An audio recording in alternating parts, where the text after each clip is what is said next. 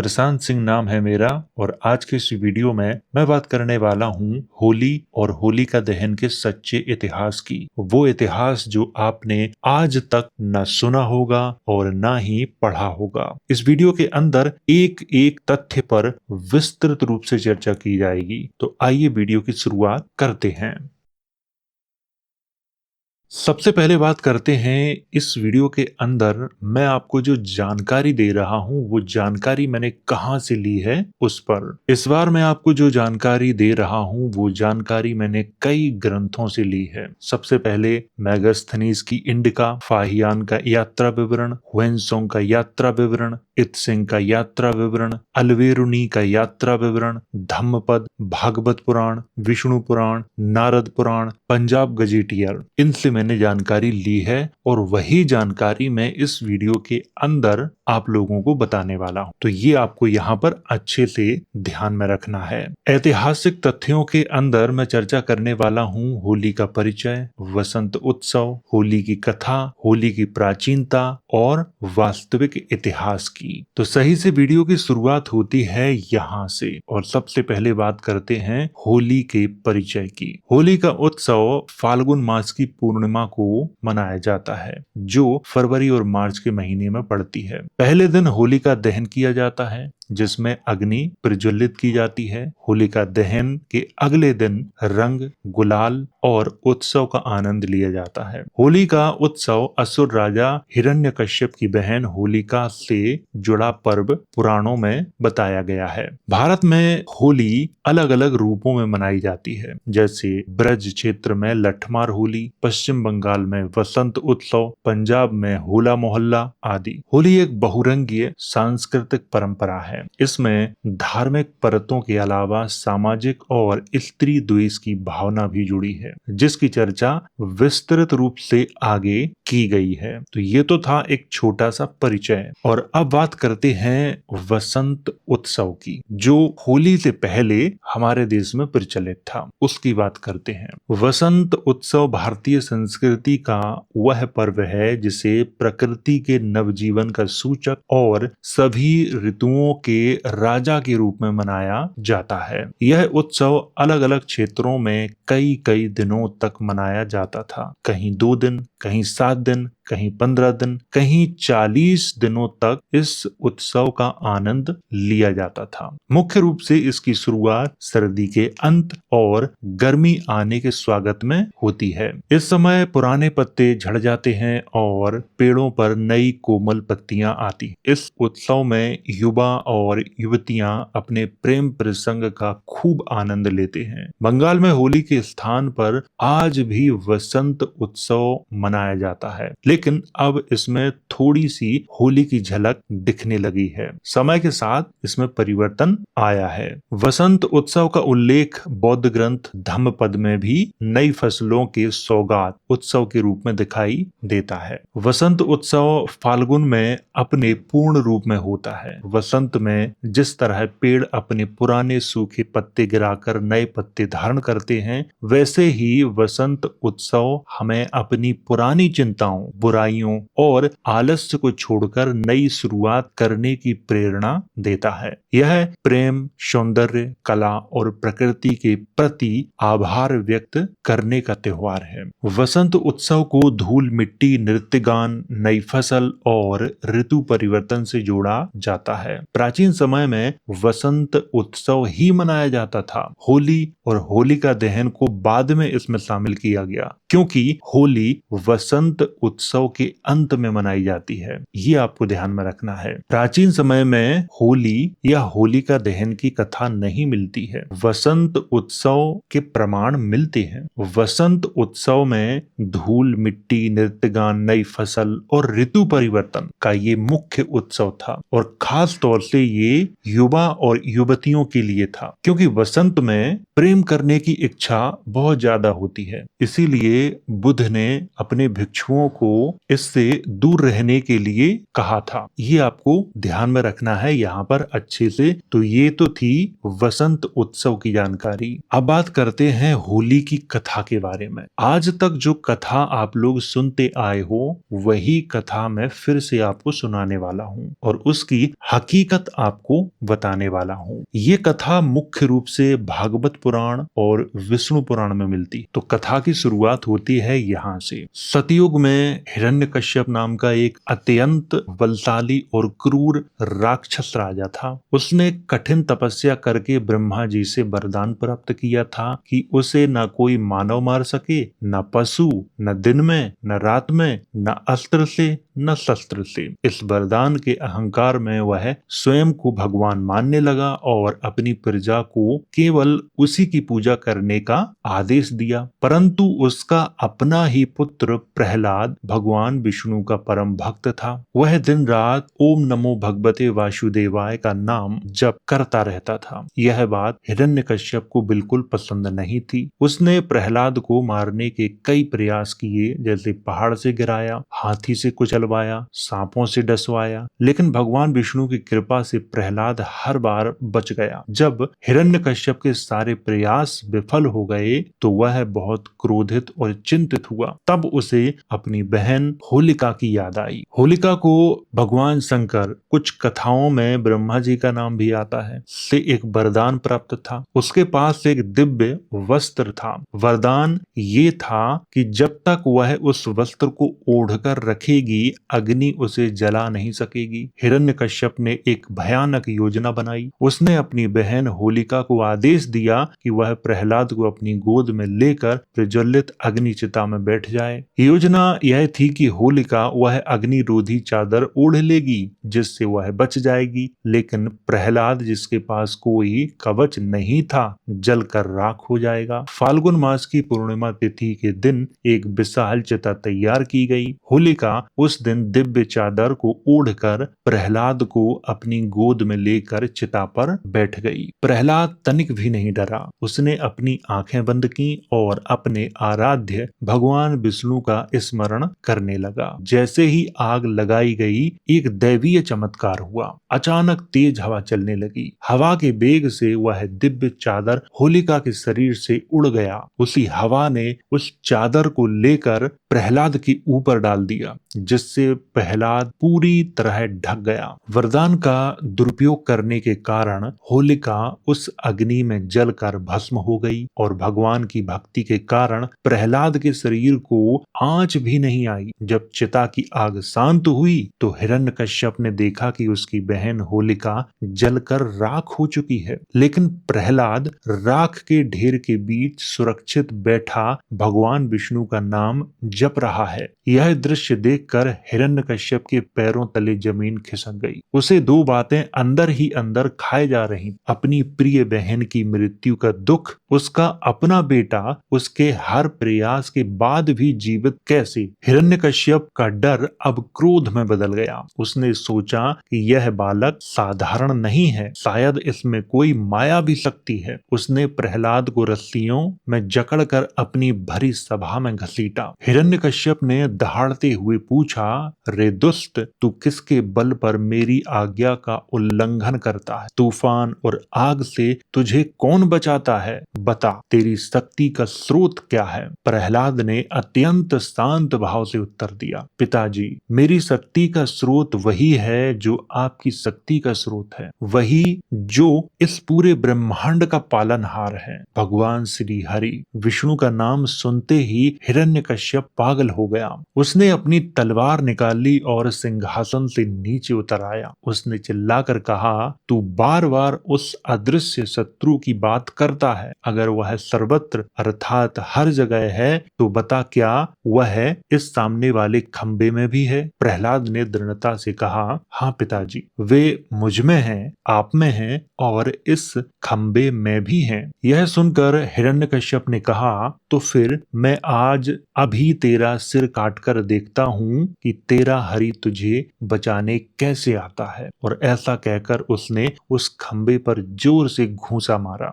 जैसे ही हिरण्यकश्यप ने खंबे पर प्रहार किया, खंबे के भीतर से ब्रह्मांड को कपाने वाली एक भीषण गर्जना हुई। वह आवाज इतनी भयानक थी कि देवता भी डर गए। अचानक खंबा बीच से फट गया और उसमें से भगवान नरसिंह प्रकट हुए। उनका रूप रौद्र और विचित्र था। सिर सिंह का, धड़ मनुष्य का, आंखें अंगारों जैसी लाल, नाखून तलवार जैसे पैने थे। हिरण्यकश्यप ने नरसिंह भगवान से युद्ध करने की कोशिश की, लेकिन वह उनके सामने एक मच्छर के समान था। भगवान नरसिंह ने उसे पकड़ लिया और महल के दरवाजे की चौखट पर ले गए। उन्होंने हिरण्यकश्यप को अपनी जांघों पर लिटाया और हिरण्यकश्यप के वरदान की हर शर्त को तोड़ते हुए उसका वध किया। न दिन न रात, उस समय गोधूली बेला अर्थात शाम का समय था। न घर के अंदर न बाहर उन्होंने उसे चौखट पर मारा। न धरती पर न आकाश में उन्होंने उसे अपनी जांघों पर रखा। न अस्त्र से न शस्त्र से उन्होंने अपने नाखूनों से उसका पेट फाड़ डाला। बुराई के प्रतीक हिरण्यकश्यप का अंत हुआ और प्रहलाद की भक्ति की जीत हुई। भगवान नरसिंह की प्रेम भरी दृष्टि पड़ते ही प्रहलाद का सारा भय जाता रहा। उसके हृदय में प्रेम उमड़ आया, शरीर पुलकित हो गया और आंखों से प्रेमांसुओं की धारा बहने लगी। भगवान ने प्रहलाद से वरदान मांगने को कहा। प्रहलाद ने कहा, प्रभु मैं वणिक अर्थात व्यापारी नहीं हूँ जो भक्ति के बदले कुछ मांगू। बस मेरे पिता को उनके पापों से मुक्त कर दें। भगवान ने कहा, तुम्हारे जैसा पुत्र पाकर तुम्हारे पिता ही नहीं बल्कि 21 पीढ़ियां तर गईं। इसके बाद प्रहलाद को दैत्यराज के पद पर अभिषिक्त किया गया और भगवान अंतर ध्यान हो गए। इस घटना के बाद से ही होली का त्योहार 2 दिनों में मनाया जाने लगा। पहला दिन होली का दहन होता है, जिसे छोटी होली भी कहते हैं। लोग लकड़ियों का ढेर इकट्ठा करते हैं, जिसे होलिका का प्रतीक माना जाता है। शुभ मुहूर्त में इसे जलाया जाता है। दूसरे दिन जब होलिका की आग शांत हो जाती है, तब लोग उसकी राख को माथे पर लगाते हैं। इसे वंदना कहते हैं। ऐसा माना जाता है कि प्रहलाद के बचने की खुशी में नगरवासियों ने एक दूसरे पर रंग और गुलाल उड़ाकर खुशियां मनाई थीं। तभी से होलिका दहन और होली खेलने की परंपरा शुरू हुई। ये थी कहानी होली की और होलिका दहन की। जब भी होली और होलिका दहन की बात की जाती है तो यही कहानी बताई जाती है। कहानी कब की है? सतयुग की है। कहाँ की है? पता नहीं। और कहानी में कुछ बातें अतिशयोक्ति हैं। अब बात करते हैं होली की प्राचीनता के बारे में, जो सबसे मुख्य तथ्य है। क्योंकि जो कथा हमें सुनाई जाती है, क्या वो प्राचीन समय में थी या नहीं थी? कब से उसके प्रमाण मिलते हैं? और कौन था वो यात्री जिसकी किताब में इसका प्रमाण मिलता है? सारे तथ्यों की चर्चा यहाँ पर करने वाला हूँ।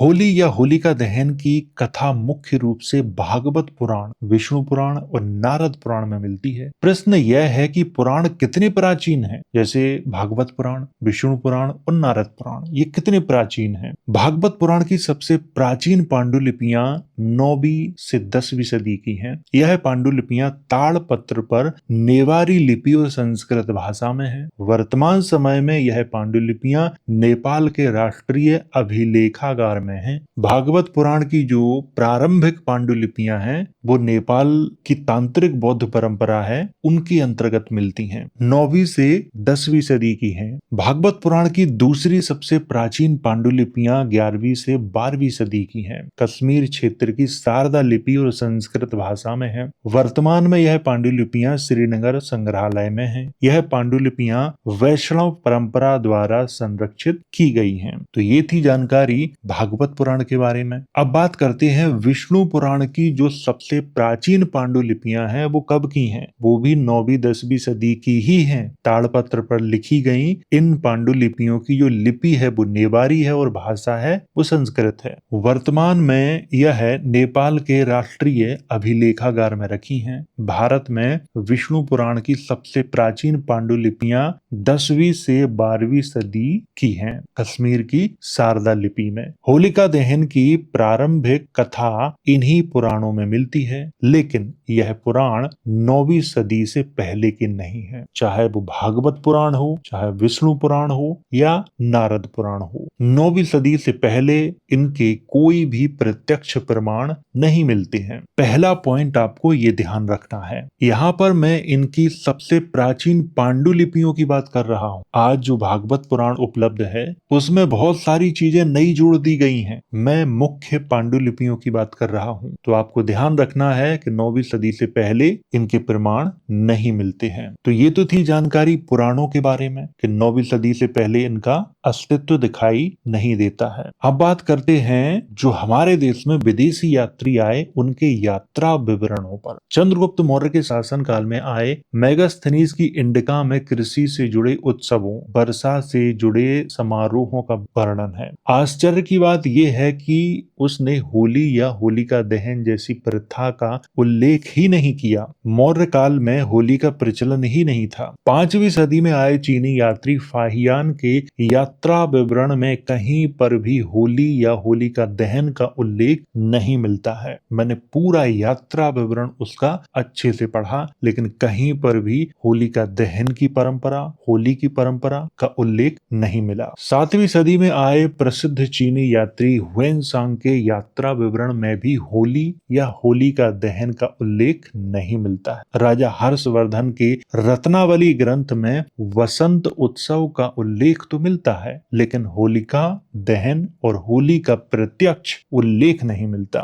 वसंत उत्सव होली से अलग है, वो बहुत प्राचीन है और वो 1, 2, 3, 4, 5 दिन नहीं चलता था, 40 दिनों तक चलता था। 8वीं सदी में आए चीनी यात्री इत्सिंग के यात्रा विवरण में भी होली या होलिका दहन का कोई उल्लेख नहीं है। 8वीं सदी तक कहीं पर भी स्पष्ट रूप से उल्लेख मिलता ही नहीं है, ना होली का और ना ही होलिका दहन का। 11वीं सदी में आए अल्बेरुनी के यात्रा विवरण में वसंत उत्सव का थोड़ा सा उल्लेख मिलता है, शिवरात्रि का उल्लेख मिलता है, दीपावली का उल्लेख मिलता है, लेकिन होली या होलिका दहन का स्पष्ट उल्लेख अल्बेरुनी के यात्रा विवरण में भी नहीं मिलता, जो 11वीं सदी में आया था। 11वीं सदी तक भी स्पष्ट उल्लेख नहीं मिलता है, ये आपको ध्यान में रखना है। होली या होलिका दहन का स्पष्ट उल्लेख 16वीं सदी की पुस्तक सूर सागर में मिलता है, जो सूरदास की है। 16वीं सदी के ही नंददास के लेखों में, रसखान ग्रंथ में,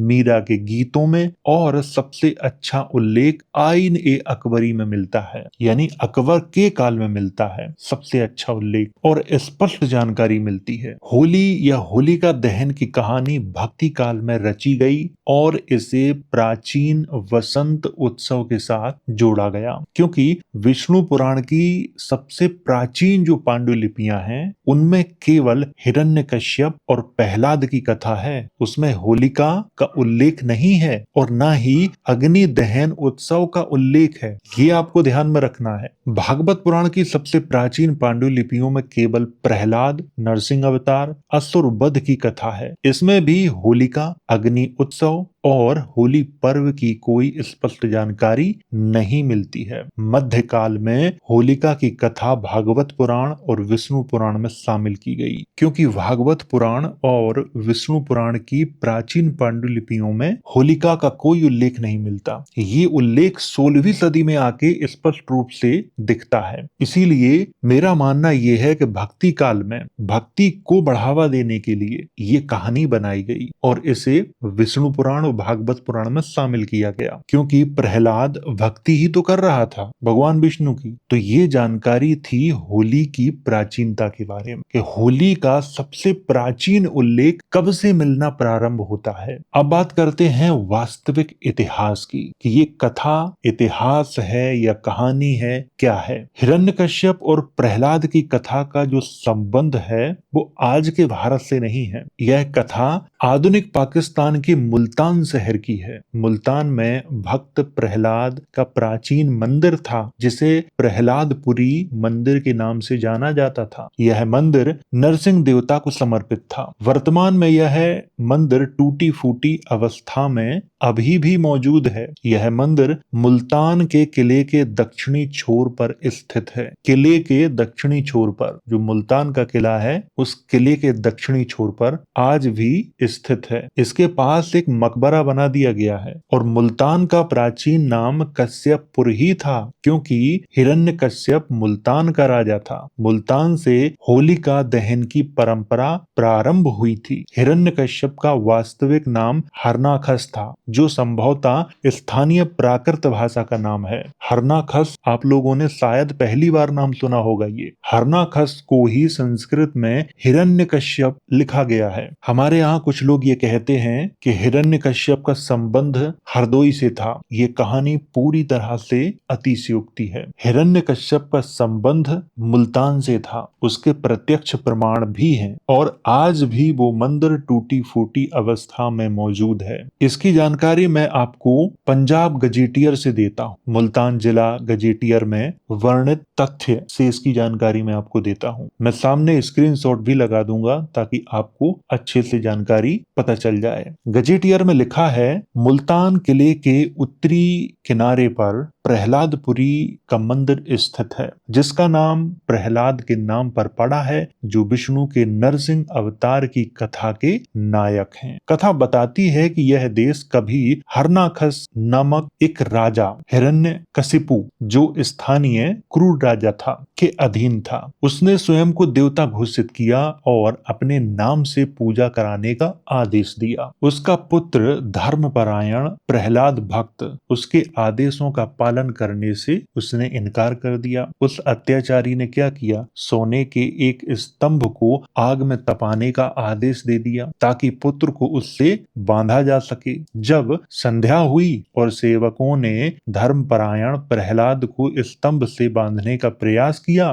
तो स्तंभ दो भागों में फट गया। उसमें से भगवान विष्णु नरसिंह रूप में प्रकट हुए। उन्होंने तुरंत राजा को अपने घुटनों पर लिटाकर अपने नखों से उसका वध कर दिया। उसी प्रकार जैसे कि आज भी हिंदू दुकानों और घरों की दीवारों पर बने चित्रों में अत्यंत जीवंत रूप में दर्शाया जाता है। यह मंदिर, जो बाबा हक के मकबरे के बिल्कुल पास स्थित है, संभवतः अत्यंत प्राचीन है, परंतु इसके पास कोई उचित पवित्र इतिहास ग्रंथ नहीं है। ये आपको ध्यान रखना है, कोई ऐतिहासिक ग्रंथ मौजूद नहीं है। इसके पूर्व इतिहास को दिखाने वाला एकमात्र ग्रंथ पुजारियों के पास उपलब्ध नरसिंह पुराण है, जिसमें स्थानीय कथाएं सम्मिलित बताई जाती हैं। इस मंदिर का उल्लेख ब्रिटिश अधिकारी रॉबर्ट बर्न्स द्वारा मुल्तान के अपने विवरण में किया गया है। 1848 की घेराबंदी के दौरान गोला बारूद के विस्फोट से यह मंदिर उखाड़ दिया गया और अन्य प्रकार से ये क्षतिग्रस्त हो गया था। जब कनिंघम 1853 में मुल्तान आए तो यह काफी वीरान था, परंतु बाद में चंदा इकट्ठा किया गया और इसकी मरम्मत करवाई गई, एक नया मंदिर बनवाया गया। कुछ लोग कहते हैं कि मूल नरसिंह मंदिर यही था और सम्राट शेर शाह सूरी ने इसे 12 स्तंभों वाली मस्जिद में बदल दिया। वह मस्जिद नष्ट हो जाने पर प्रहलादपुरी मंदिर उसके अवशेषों पर निर्मित किया गया। इसे मैं फिर से समझाता हूँ। वहां पर पहले मंदिर ही था नरसिंह भगवान का, लेकिन शेर शाह सूरी के शासन काल में उसने उस मंदिर को तोड़वा के वहां पर मस्जिद बनवा दी थी। फिर वो मस्जिद भी टूट गई, फिर से वहां पर मंदिर बना दिया गया। मंदिर में नरसिंह अवतार की प्रतिमा स्थापित की गई थी। ऐसा प्रतीत होता है कि पहले बाबा बहावल बहाबल हक के दरगाह के माध्यम से मंदिर में प्रवेश का एक मार्ग था, परंतु जिन वर्षों में मंदिर का उपयोग बंद रहा उस मार्ग को बंद कर दिया गया। 1810 में हिंदुओं ने मंदिर के शिखर की ऊंचाई बढ़ाई, जिस पर पड़ोसी दरगाह के संरक्षकों ने विरोध किया और परिणाम स्वरूप काफी वैमनस्य उत्पन्न हुआ, जो अंततः नगर में गंभीर दंगे में बदल गया। इस दरगाह को सिख सरकार का अच्छा संरक्षण प्राप्त था और अब भी इसके पास कुछ कर मुक्त भूमि है। महंत को भी शहर की प्रत्येक दुकान से वार्षिक योगदान मिलता था या अब तक मिलता रहा। ज्येष्ठ महीने में नरसिंह चौदस पर एक मेला लगता है जो दोपहर 3 बजे से 6 बजे तक चलता है। मेले के अंत की ओर लोग एक दूसरे पर खीरे फेंकते थे और यह आयोजन कुछ शोरगुल वाला हो जाता था, किंतु हाल के वर्षों में यह अधिक शालीन हो गया है। प्रहलादपुरी मंदिर के ठीक पश्चिम में बाबा बहाबल हक की दरगाह स्थित है। तो ये जानकारी मिलती है मुल्तान जिला गजेटियर में। गूगल पर जाओ और मुल्तान जिला गजेटियर को सर्च करो, वहां पर आपको वो मिल जाएगा। वहां से ये जानकारी आप स्वयं पढ़ सकते हो। पाकिस्तान में जो मुल्तान है ये कथा वहां की है और मुल्तान का ही प्राचीन नाम था कश्यपपुर और हिरण्यकश्यप वहीं का राजा था, लेकिन उसका समय कब था इसकी जानकारी किसी के पास नहीं है। हो सकता है वो 10वीं सदी, 8वीं सदी, 5वीं सदी का राजा हो। तो यहाँ से ये जानकारी निश्चित हो जाती है कि जो लोग ऐसा मानते हैं कि हिरण्यकश्यप का संबंध हरदोई से था वो गलत है, क्योंकि हरदोई के संबंध में कोई स्पष्ट जानकारी नहीं मिलती है, लेकिन यहाँ पर स्पष्ट जानकारी मिलती है। पंजाब गजेटियर में भी जानकारी मिलती है। इनको पढ़ना बहुत जरूरी है। होली और होलिका दहन के इतिहास को अच्छे से समझना पड़ेगा, लेकिन यहाँ पर आपको इस तथ्य को भी अच्छे से ध्यान में रखना पड़ेगा कि 11वीं सदी तक होली और होलिका दहन का कहीं पर कोई उल्लेख नहीं मिलता है। अगर 11वीं सदी में उल्लेख मिलता होता तो अलबेरुनी इसका उल्लेख अपने यात्रा विवरण में जरूर करता। ये आपको यहाँ पर ध्यान रखना है। और वसंत उत्सव के साथ इसे मध्यकाल में जोड़ा गया, क्योंकि वसंत उत्सव का उल्लेख कई ग्रंथों में मिलता है, लेकिन उनमें ना तो प्रहलाद की कहानी मिलती है, ना हिरण्यकश्यप की कहानी मिलती है, ना होलिका की कहानी मिलती है। तो ये बात आपको समझना है बहुत अच्छे से। हमारे यहाँ मेगास्थनीज आया, उसने कोई उल्लेख नहीं किया। फाहियान आया, उसने कोई उल्लेख नहीं किया। हुएनसांग आया, उसने कोई उल्लेख नहीं किया। इत्सिंग आया, उसने कोई उल्लेख नहीं किया। तो इतने सारे विदेशी यात्री हमारे देश में आए, लेकिन किसी ने भी अपने यात्रा विवरण में होली होलिका का उल्लेख नहीं किया। इसके बाद 11वीं सदी में अलबेरुनी आया, उसने भी उल्लेख नहीं किया। तो इसका मतलब ये है कि ये घटना 11वीं सदी के बाद की है। इसीलिए मैं कह रहा हूं कि इसे मध्यकाल में वसंत उत्सव के साथ जोड़ा गया और मध्यकाल से ही स्पष्ट रूप से जानकारी मिलना प्रारंभ हो जाती है होली और होलिका दहन की। उससे पहले स्पष्ट रूप से जानकारी नहीं मिलती है। ये आपको अच्छे से समझना है। हमारे यहाँ होलिका के संबंध में बहुत फेक न्यूज फैलाई जाती है, तो उस फेक न्यूज से आपको बचना है। मध्यकाल के दौरान हमारे इतिहास में कई बड़े बदलाव हुए। पृथ्वीराज चौहान और जयचंद के मध्य दुश्मनी दिखाने का प्रयास किया गया। जयचंद की एक बेटी संयुक्ता बना दी गई, उससे उनका विवाह करा दिया गया, प्रेम संबंध चला। तो इस तरह की जो कहानियां हैं वो मध्यकाल में खूब रची गई और इनका खूब प्रचार किया गया। तो इन सभी तथ्यों को आपको अच्छे से ध्यान में रखना है। तो ये थी कहानी होली के वास्तविक इतिहास की। तो अगर आपको वीडियो अच्छा लगा हो तो इसे लाइक करें, शेयर करें। वीडियो देखने के लिए धन्यवाद।